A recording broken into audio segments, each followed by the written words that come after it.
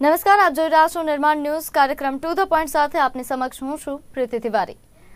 કાલ સુધી આપણે સવાલ કરી રહ્યા હતા કે કર્ણાટકનો કિંગ કોણ? આજે સ્પષ્ટ થઈ ગયું છે કે કર્ણાટકનો કિંગ કોંગ્રેસ જ છે, કારણ કે સવારે જે રૂઝાન આવ્યા તેમાં પણ કોંગ્રેસ આગળ ચાલી રહી હતી। અત્યાર સુધીના જે આંકડા છે તેમાં પણ કોંગ્રેસ અત્યારે બહુમત તરફ જે છે તે આગળ વધી રહી છે। આંકડાઓની જો હું વાત કરું, કર્ણાટકની ટોટલ 224 બેઠકો પર બહુમતી માટે 113 બેઠકોની જરૂર છે, પરંતુ જે કુલ આંકડાઓ અત્યારે સામે આવી રહ્યા છે જેમાં કોંગ્રેસ 136 બેઠકોથી આગળ ચાલી રહી છે, ભાજપ જ્યાં 64, જેડીએસ 20 અને અન્ય પાસે 1 બેઠક હોય તેવા હાલ જે આંકડાઓ છે તે સામે આવ્યા છે।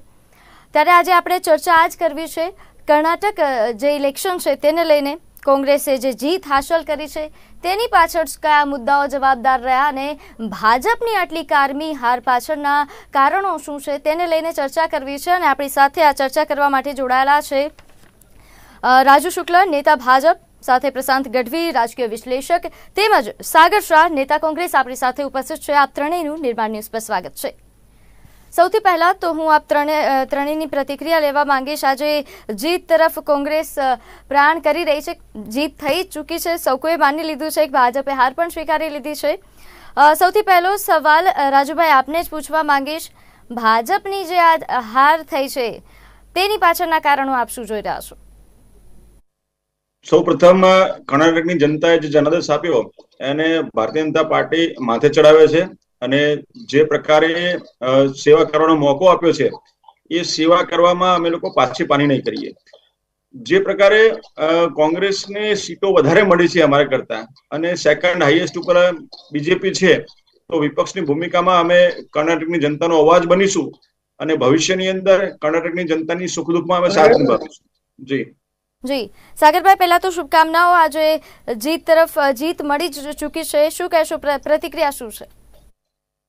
Thank you so much. અને સૌથી પહેલા તો બજરંગબલીને યાદ કરીશું। ઓમ નમો હનુમંતાય ભય ભજનાય સુખમ કુરુમ ફટ સ્વાહા। ઓમ નમો હનુમંતાય સર્વ શત્રુ હરાય સર્વ રોગ હરાય રામદૂતાય ફટ સ્વાહા। બોલો બજરંગબલી કી જય। હવે હિન્દુઓ માટે બજરંગબલી છે જ, અને હિન્દુત્વવાદીઓ માટે બજરંગબલી પોતાની પૂંછ સળગાવીને લંકાને સળગાવનારા છે, એટલું કહીશ। જે ખોટું હિન્દુત્વ, ફેક હિન્દુત્વને સ્પ્રેડ કરીને બજરંગ દળને બજરંગબલી સાથે કમ્પેરિઝન કરી અને પહેલા દેશના ગૃહમંત્રીએ ત્યાં આગળ જઈને એવું સ્ટેટમેન્ટ આપ્યું કે જો કોંગ્રેસ આવશે તો દંગા થશે, અને પછી જ્યારે એમને અપશબ્દોના રિએક્શન્સ મળ્યા ત્યારે એને સહન ના કરી શક્યા અને પછી કેરલા સ્ટોરી નામની જેવી પ્રોપેગેન્ડા ફિલ્મને પ્રમોટ કરવા લાગ્યા। તો આ બધા જે મુદ્દાઓ છે જે એ હકીકતના મુદ્દાઓ નથી। હકીકતના મુદ્દા છે મોંઘવારી, કરપ્શન। 40% સરકાર જે કર્ણાટકમાં બની છે અને કર્ણાટકના મુખ્યમંત્રી અને એમનો છોકરો જ્યારે કરપ્શનના ભોગ બન્યા છે, બિટકોઇન કૌભાંડમાં 5,000 કરોડના કૌભાંડમાં મુખ્યમંત્રી બસવરાજ બોમ્બઈ અને એમના દીકરાનું નામ આવ્યું છે, ત્યારે આ કરપ્શનની સરકારની અંદર કરપ્શનની વાત ના કરી, મોંઘવારીની વાત ના કરી, બેરોજગારીની વાત ના કરી, મહિલા અત્યાચારની વાત ના કરી, અને જંતર મંતર ઉપર બેઠેલી છોકરીઓ, જે હિન્દુ આપણે દેશની છોકરીઓ જે ગોલ્ડ મેડલ્સ લાવીને દેશનું માન વધારે છે એની અવગણના કરી। મણિપુર આખું સળગી રહ્યું હતું, એની અવગણના કરી, ત્યાં આગળ ઇન્ટરનેટ બંધ કરી દીધું, એક પણ ન્યૂઝ લીક ના થવા દીધા, સેના સરહદ ઉપર 10-12 જવાનો મરી ગયા એના માટે એક ટ્વીટ નથી કર્યું પ્રધાનમંત્રીએ। આ બધી વસ્તુઓની અવગણના કરી અને કર્ણાટકમાં માત્ર ને માત્ર જીત માટે દેશના પ્રધાનમંત્રી હોવા છતાં પણ એ જાણે ભારતના નહીં પરંતુ માત્ર પોતાની પાર્ટીના પ્રધાનમંત્રી હોય એ રીતે એમણે પ્રચાર કર્યો। તો આ બધું આખો દેશ જોઈ રહ્યો છે અને એટલા માટે જ એમને આ જનાધાર મળ્યો કે તમે હવે બહુ જુઠ્ઠું નહીં બોલી શકો, બરાબર છે? હિન્દુત્વનો તમે ઉપયોગ કરી શકો પણ હિન્દુત્વનો તમે મિસ ઉપયોગ એટલે કે મિસયુઝ નહીં કરી શકો, અને આ હિન્દુત્વનો મિસયુઝ થયો એટલા માટે જ એમને આ કારની હાર છે। મુદ્દા ઉપર વાત ના કરી અને બીજા બધા મુદ્દાઓને મહત્વ આપ્યું, અને કોંગ્રેસે પંજો અને એની 5 ગેરંટીને મહત્વ આપ્યું, એના કારણે જ આ કોંગ્રેસને જીત મળી છે અને એનો અમને ખુશી છે। સાગરભાઈનું કહેવું એવું છે કે જે હિન્દુત્વનો દાવ ખેલાયો ભાજપ તરફથી એ અહીં નિષ્ફળ ગયો છે। બેન, ભારતીય જનતા પાર્ટી હંમેશા ધર્મ આધારિત રાજનીતિ ક્યારે પણ કરી નથી। મારા મિત્રે કેરળા સ્ટોરીની વાત કરી, એમણે એમની માનસિકતા પ્રદર્શિત કરી। કેરળા સ્ટોરી એ પ્રોપેગેન્ડા નથી ભાઈ। તમે એમના પિક્ચરના એન્ડમાં તમે જોશો કે જે મા બાપ છે એમનો પોતાનો ઇન્ટરવ્યુ છે અને આ પ્રકારની યુનોમાં પણ વાત થયેલી છે ને યુનોએ પણ આને કીધું છે કે આ પ્રકારની એક લવ જેહાદ ચાલે કે જેની અંદર નોન મુસ્લિમ જેવી ઘણી બધી છોકરીઓને ફસાવવામાં આવે છે અને ફસાયા પછી એની ઉપર જેટલા અત્યાચાર કરવામાં આવે છે ને ત્યાં સિરિયામાં કે ISIS ના સંગઠનમાં લઈ જઈ એની પર હજારો લોકો બળાત્કાર કરે છે ને બળાત્કાર કર્યા પછી એને બોમ્બ બનાવીને ફોડી નાખવામાં આવે છે. આ પ્રકારની માનસિકતા ભાઈ તમારી કોંગ્રેસની માનસિકતા દ્વારા સાગરભાઈ આપણી સાથે રાજકીય વિશ્લેષક પ્રશાંતભાઈ પણ જોડાઈ ગયા છે. એમની સાથે વાત કરીએ. રાજુભાઈ આપને અટકાવવા માંગીશ.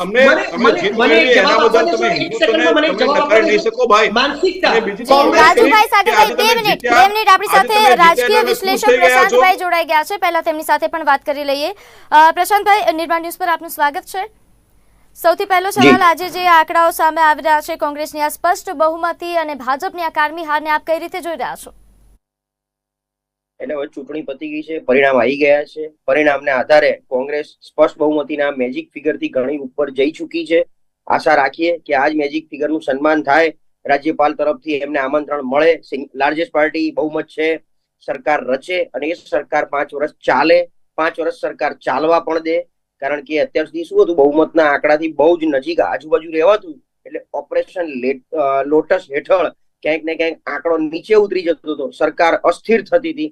આપણે આશા રાખીએ 5 વર્ષ સરકાર ચાલે, કારણ કે ત્યાંની જનતાએ જે કઈ રીતે જનાદેશ બહુમતનો આપી દીધો છે, ભલે એટલે કોંગ્રેસ ફેવર માનો આપણે, પણ જનાદેશ કોંગ્રેસ ફેવરમાં મળ્યો છે અને ત્યાંની જનતાએ કંઈક વિચારીને કોંગ્રેસે જન્મત આપ્યો છે. કારણ કે પાછલા 5 વર્ષનો અને આમ પાછલા 10 વર્ષનો બધો ઓવરઓલ અનુભવના આધારે, કારણ કે આ વખતે જેમ બધી વાત થઈ કે મુખ્ય મુદ્દો ત્યાં ભ્રષ્ટાચાર હતો, ત્યાંના સ્થાનિક મુદ્દાને આધારિત ઘણી બધી વસ્તુઓ જે કહેવાની હતી, એટલે ભ્રષ્ટાચારના આક્ષેપમાં ભાજપ પાસે કોઈ મુદ્દા નહોતા. ભાજપ તો મુદ્દા શોધતું હતું, ત્યાં શું કહી શકાય, શું કરી શકાય, અને એટલા માટે ત્યાંના સ્થાનિક નેતાઓ કેમ્પેનિંગથી પણ બહુ દૂર રાખવામાં આવ્યા અને મોદી અને અમિત શાહે આખું કેમ્પેન હાથમાં રાખ્યું.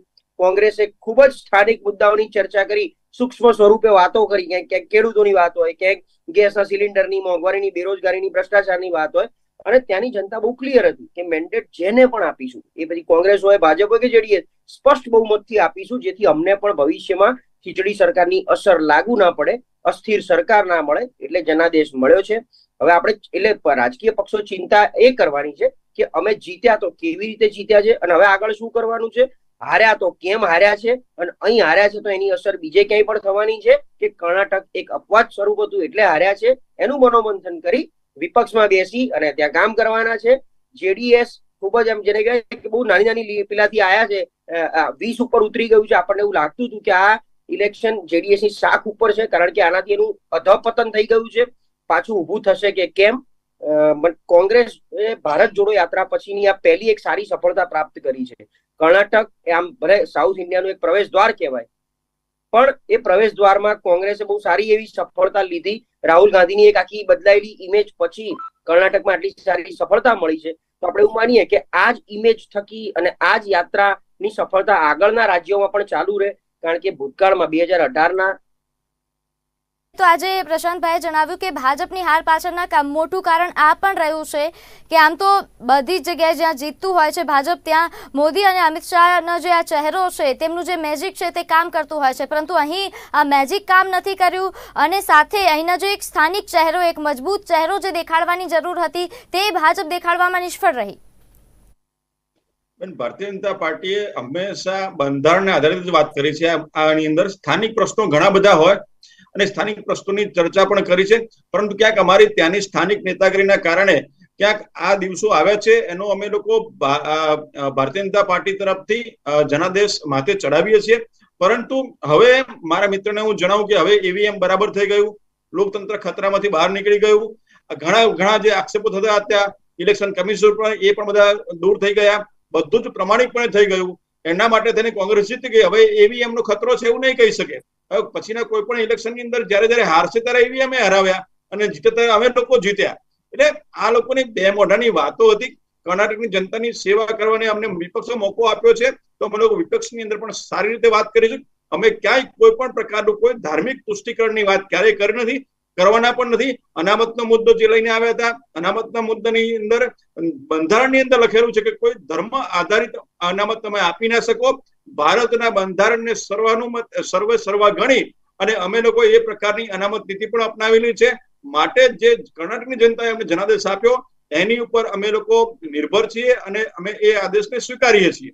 જી સાગરભાઈ, હાલ જે વાત કહી રાજુભાઈએ કે એમને જે મુદ્દાઓ હતા તે ઉપર અત્યારે ભલે જનાદેશ જે પણ આવ્યો, મારો સવાલ તમને એ છે કે હાલ તમે જીતી ગયા, પડકારો ઘણા હતા, બધા પડકારોને સામનો કરીને તમે ચૂંટણી જીતી ગયા, પરંતુ હવે આગળ શું? આ જે જીત છે તેને જાળવી રાખવું એ પણ એક મોટો પડકાર સાબિત થશે, કારણ કે 5 વર્ષથી વધુ સમય સુધી અહીં સરકાર ટકી શકતી નથી. સૌથી જે પહેલી વાત તો એ છે 1985 થી કોઈ પણ પક્ષ સતત અહીં રહી શક્યું નથી, એટલે હવે આ પક્ષ એટલે કે કોંગ્રેસનો તમારો પક્ષ જે છે તે રહેશે, ક્યાં સુધી આ જીત રહેશે તે એક મોટો પડકાર સાબિત થઈ શકે છે. જો સૌથી પહેલા તો એ લોકોએ જે પ્રશ્નો કરે ને એના જવાબ હું આપીશ, પણ તમે જે સવાલ કર્યો એનો પહેલા જવાબ આપીશ. 2013 માં અહીંયા કોંગ્રેસની જ સરકાર હતી, 2018 માં પણ કોંગ્રેસની જ સરકાર હતી, ગઠબંધનની સરકાર હતી, ને આ લોકોએ તોડી નાખી છે અને આ ત્રીજી વખત અમારી સરકાર બની છે.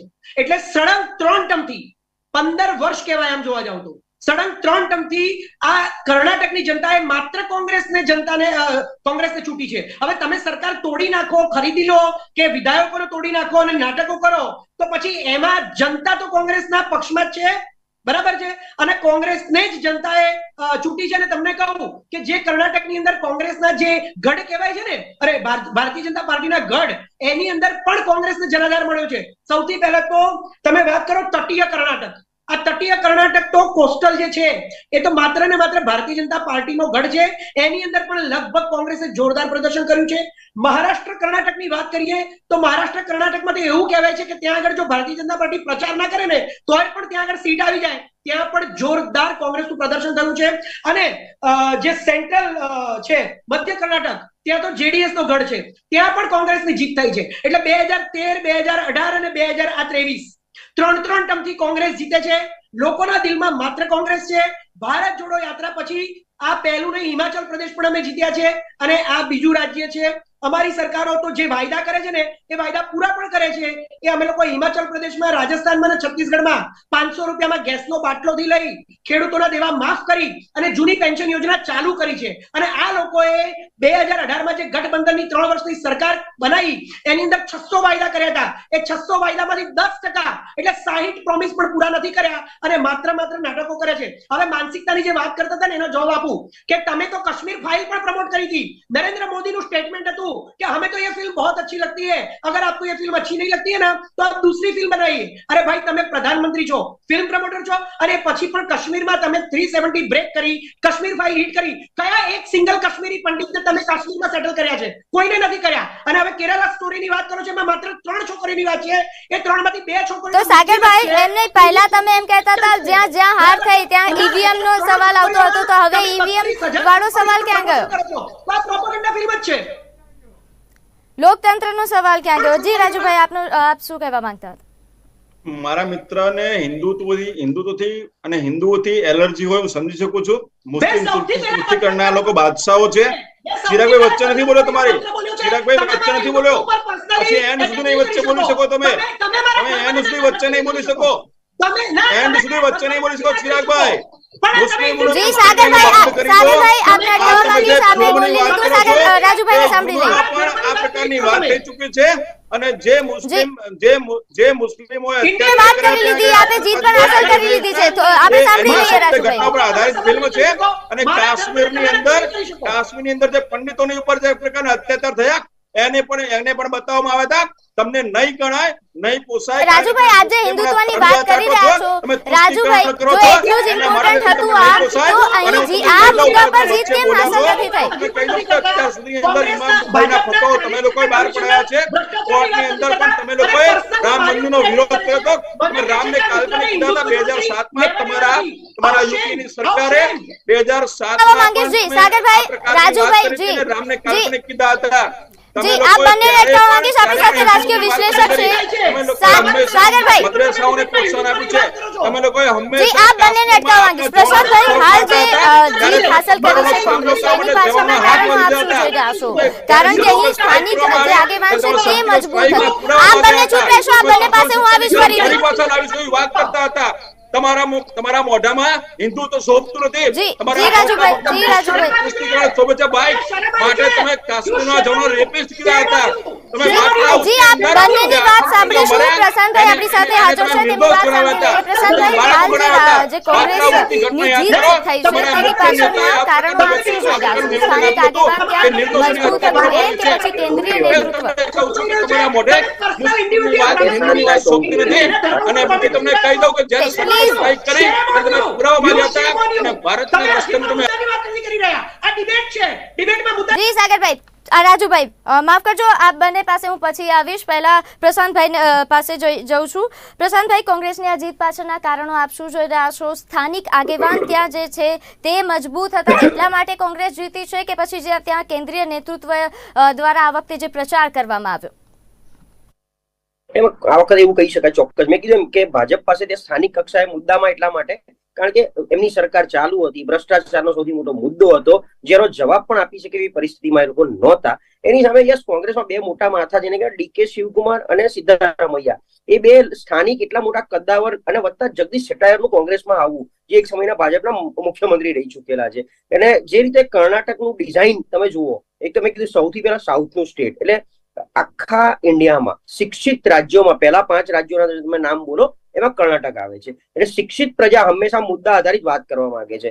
હવે કોંગ્રેસ તમે સમજો અત્યારે જે રીતે 2014 પછી ધીરે ધીરે ગગડતી હાલતમાં ક્યાંક ઉભો થવાનો પ્રયત્ન કરી રહી છે, એમાં એ લોકો મુદ્દાને પકડી રહ્યા છે ક્યાંક ને ક્યાંક. સ્થાનિક મુદ્દા જેમ ખેડૂતોની વાત કરી, એમણે ભ્રષ્ટાચારની વાત કરી, એમણે મોંઘવારીની વાત કરી, ઓપીએસ, મને એવું લાગે છે ઓલ્ડ પેન્શન સ્કીમ એ સૌથી મોટો એવો મુદ્દો છે જે ક્યાંક કોંગ્રેસને આશીર્વાદ રૂપ સમાન થઈ રહ્યો છે. જેમ રાજસ્થાનમાં એમાં જીત મળી, હિમાચલમાં જીત મળી, છત્તીસગઢમાં મળી. હવે છત્તીસગઢ ચલો આપણે ટેમ્પરરી બાજુ પર, પણ રાજસ્થાનમાં એમણે ઓપીએસ ઇમ્પ્લિમેન્ટ કર્યું. હજી એની ફોર્મ્યુલાના આધારે એનું ઇમ્પ્લિમેન્ટેશન સફળ નથી થયું. ક્યારે થશે કેવી રીતે આગામી સમય બતાવે. પણ એ જ વસ્તુ કર્ણાટકની જનતાએ પણ પકડ્યું, ઓપીએસ નો મુદ્દો. એટલે સ્થાનિક મુદ્દા એને વળગી રહેવું, ત્યાંના સ્થાનિક નેતાઓએ લોકોની વચ્ચે રહેવું. આપણે ઘણી વાર કહીએ છીએ કે બીજા રાજ્યોમાં કદાચ કોંગ્રેસ જ્યાં કોંગ્રેસ છેલ્લા 3 ટર્મથી 4 ટર્મથી નથી આવી શકતી, ત્યાંના સ્થાનિક ચહેરાઓ પણ આપણને જોવા મળતા નથી. જેમ કે ગુજરાતની આપણે વાત કરીએ તો ગુજરાતમાં સ્થાનિક ચહેરાઓ કોંગ્રેસના બહુ જ ઓછા છે, અથવા તો છે જ નહીં, અને છે તો જનતાની વચ્ચે નથી. એમ ત્યાં કદાચ એ લોકો વચ્ચે રહ્યા છે,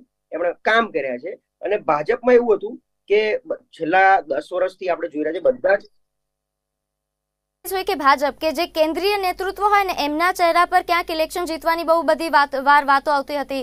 ભાજપ ફક્ત ભાજપની વાત નથી કરતી, બધા જ પાર્ટી માટે જે કેન્દ્રીય નેતૃત્વનો જે ચહેરો તે મુખ્ય માનવામાં આવતો હતો. જો તે પ્રચાર કરે તો ચૂંટણી આપણે જીતી ગયા તેવું ક્યાંક માનવામાં આવતું હતું. આ ભ્રમ તૂટ્યો છે અહીંથી કે જો સ્થાનિક નેતૃત્વ તમારું મજબૂત હશે તો તમે ચૂંટણી જીતશો. આનાથી બે વસ્તુ થાય. એક, યસ, સ્થાનિક નેતાઓને વજન, દબદબો અને વર્ચસ્વ કેન્દ્રીય નેતાઓએ આપવું પડે.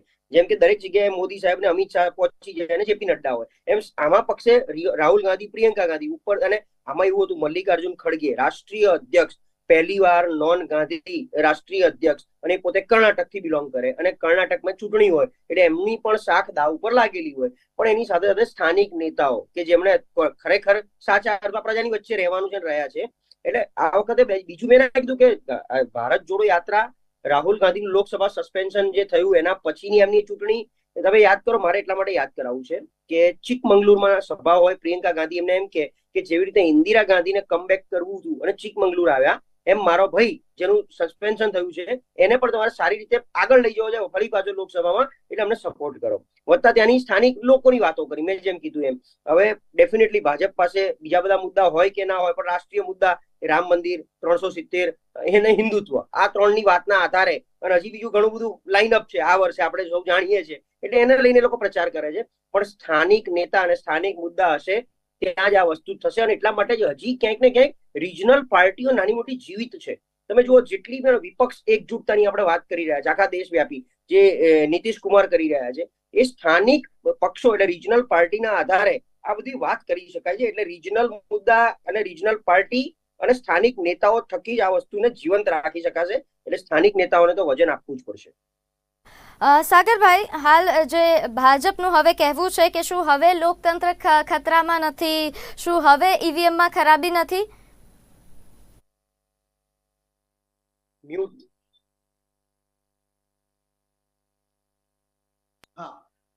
જુઓ, અમે તો છે ને ઈવીએમ નો વિરોધ કર્યો હતો અને ઈવીએમ નો વિરોધ કરીએ જ છે, પરંતુ ઈવીએમ બંધ કરવાની જરૂરિયાત એ સેન્ટ્રલ ગવર્મેન્ટ અને ચુનાવ આયોગ ઉપર આધારિત હોય છે.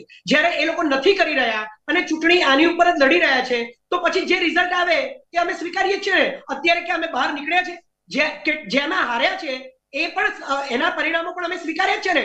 અમે ક્યાં એનો વિરોધ કર્યો છે? અમે ખાલી વાતો કરી છે, અમે રજૂઆતો કરી છે.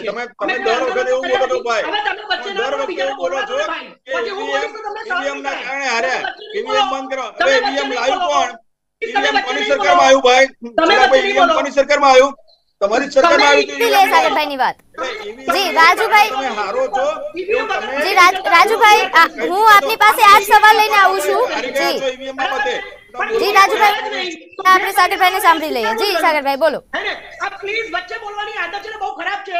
પછી હું મોટો અવાજ કરીશ ને તો એમ કહેશે કે કોંગ્રેસના નેતા બોલવા નથી દેતા. જી બીજાને બોલો. બોલવા દો.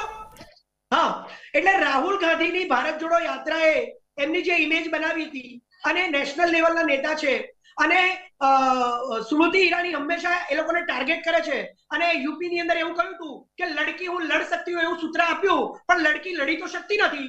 તો હવે સ્મૃતિ ઈરાનીને અમે કહીએ છીએ કે હિમાચલ પ્રદેશ પછી કર્ણાટકમાં પણ રાહુલ ગાંધી અને પ્રિયંકા ગાંધીની જુગલબંધીએ તમને દેખાડી દીધું છે, અને તમે સંસદમાં જેમ પોતાની પીઠ થપથપાવીને બોલો છો ને કે એક ઇન્સાન સબ પે ભારી, તો તમે કોઈની ઉપર ભારી નથી. તમારી ઉપર પણ, શેરની ઉપર પણ સવાશેર હોઈ શકે છે. આ તમારે જાણી લેવું જોઈએ.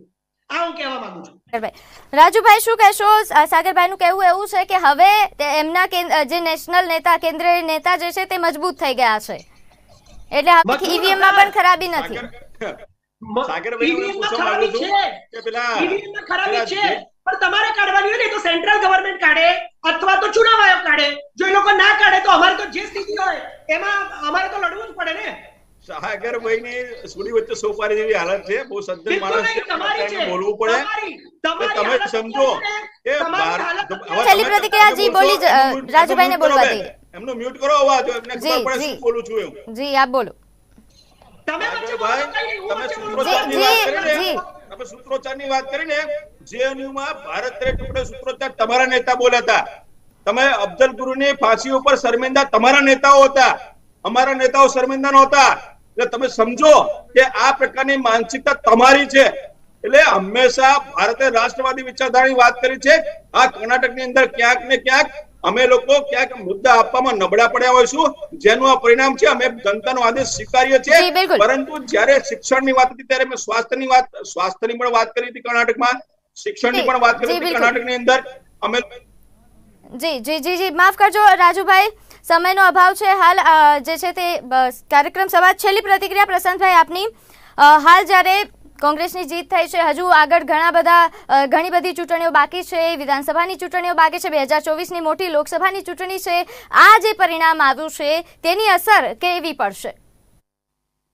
એટલે રાજ્યના ઇલેક્શનના મુદ્દા અલગ હોય છે, કેન્દ્રના મુદ્દા અલગ હોય છે. 2018માં પણ મોટામાં મોટા હિન્દી રાજ્યો રાજસ્થાન, મધ્યપ્રદેશ, છત્તીસગઢમાં કોંગ્રેસની સરકાર હતી, તેમ છતાં ત્યાંથી એક પણ સીટ કોંગ્રેસને, એટલે રાજસ્થાનમાં 25 માંથી 25 ભાજપને મળી, મધ્યપ્રદેશમાં 30 માંથી 29 અને છત્તીસગઢમાં 11 માંથી 10. એટલે અને અહીંયા પણ હું ઘણા લોકોને ત્યાં સ્થાનિક કક્ષાએ સાંભળતો હતો, એમનું એવું કેવું હતું કે ભાઈ ઉપર તો મોદી સાહેબ કામ કરે છે, એમને અમે કરવા દઈશું, અહીં નહીં. એટલે જયારે આપણે સૂત્ર યાદ કરીએ કે મોદી છે કોઈ બેર નહીં, પર વસુંધરા તેરી ખેર નહીં, મોદી છે કોઈ બેર નહીં, શિવરાજ તેરી ખેર નહીં. એમ અહીંયા પણ એવું હતું કે સ્થાનિક ભાજપના નેતાઓની ખેર નથી. હજી લોકસભા બહુ દૂર છે, એટલા માટે હું દૂર કહું છું કે હજી બીજા 5 રાજ્યોની ચૂંટણી આવવાની છે, જેમાં રાજસ્થાન, મધ્યપ્રદેશ, છત્તીસગઢ છે જ આ વખતે. એટલે એ પણ પરિણામ કદાચ ડિફરન્ટ આવી શકે છે, પણ એનો મતલબ એવો નથી કે અત્યારે લોકસભા પણ આખું ટ્વિસ્ટ મારી શકે છે હાલની પરિસ્થિતિમાં. કારણ કે કોંગ્રેસ પાસે ઓવરઓલ આમ જોવા જાવ તો આખા દેશવ્યાપી ઉપર હિન્દી રાજ્યોમાં પ્રેઝન્સ 0 છે, અને નીચે સાઉથના રાજ્યોમાં સ્થાનિક કક્ષાએ એટલે સ્થાનિક પક્ષો લોકસભામાં મેદાન મારી જાય છે. કોંગ્રેસ પાસે હજી પણ એવી રણનીતિ કે હજી પણ એવા મુદ્દા નથી જે પ્રજાના મનમાં ઉતરે અને એ લોકો 273 સુધી બહુ 273 નો મેજિક ફિગર લોકસભાનો પાર કરે. એટલે દિલ્હી એ બાબતમાં દૂર છે. પ્રશાંતભાઈ આભાર અમારી સાથે જોડાવા બદલ. સાગરભાઈ આભાર અમારી સાથે જોડાવા બદલ. રાજુભાઈ આભાર. ત્યારે હાલ કાર્યક્રમ ટુ ધ પોઈન્ટમાં આપણે જે ચર્ચા કરી, હવે કર્ણાટકનો કિંગ કોણ છે એ તો ફાઇનલ થઈ ગયું છે. હવે આગામી બીજી પણ ઘણી ચૂંટણીઓ આવી રહી છે, તેમાં શું પરિણામ આવશે તે જોવાનું રહ્યું. લોકસભાનું શું અંત આવશે તે પણ જોવાનું રહ્યું. ત્યારે હાલ કાર્યક્રમ ટુ ધ પોઈન્ટમાં હાલ આટલું જ. આપ જોતા રહો નિર્માણ ન્યૂઝ. નમસ્કાર.